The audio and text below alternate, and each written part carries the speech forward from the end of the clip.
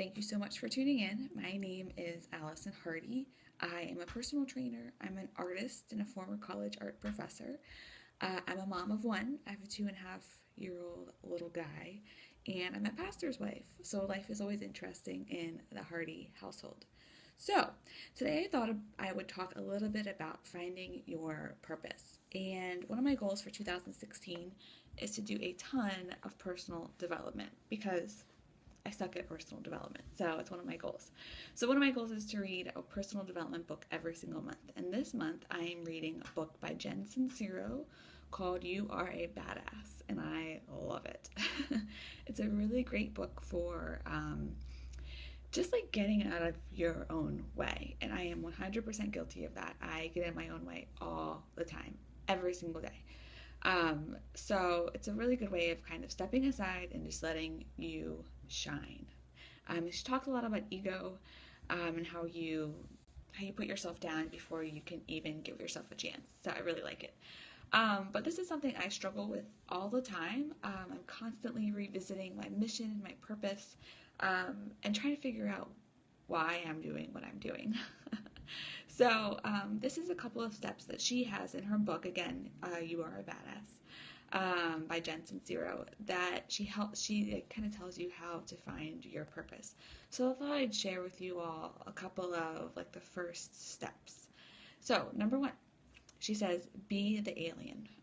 I was like, what?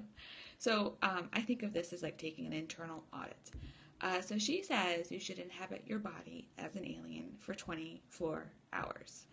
Take a look around, look at what you see, figure out what things you're really good at, what resources do you have, what kind of weird, unique qualities and traits do you have that other people can relate to.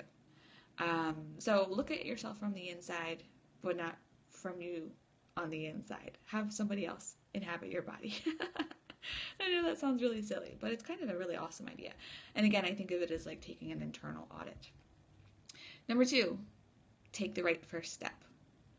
People get caught up in this all the time, and I am guilty of doing this too. So number one, you are never going to find out where to go next if you don't try it. So if there is something that's been like plaguing you in the back of your mind, like, oh, okay, so I'll use myself as an example. I'm a Beachbody coach, and in order for me to grow my business, I need to recruit other Beachbody coaches. And Beachbody is a phenomenal organization, and I have no problem talking about it, but I have a really hard time recruiting other people to join me on my team. And sometimes during the day, I'm like, what else do I need to do? Like, I have all my tasks I've done for the day. And the little voice in the back of my head says, maybe you should talk to somebody about the coaching opportunity, about this business opportunity. So if there is a little voice that's inside of your head, you should do it. You should do it. You should listen to it. It's there for a reason. And you know, if it's not the first right step, you're going to find out real soon. And then you'll be forced to take another step. And then that other step might be what you need to do next. So try it out. Just do it. Just go for it. Just go for it. You literally have nothing to lose. I promise. Number three, do the best at whatever you're at. So I was an artist for a while. Yep. Or I still am an artist. I don't know why I said I was an artist. I am still an artist. I still make art every single day. But in order for me to support my art habits, my art career, I needed to work another job in order to make ends meet. So I was a college art professor, which was great. But I knew that in order for me to take the next step in my art making career, I had to be a good college art professor because I am surrounded by art professionals all day long. And if I suck at teaching, and if I suck at talking about art, they're gonna know. And when it comes time to like give juried shows or give solo exhibitions, they're gonna tell their other artist friends that I suck.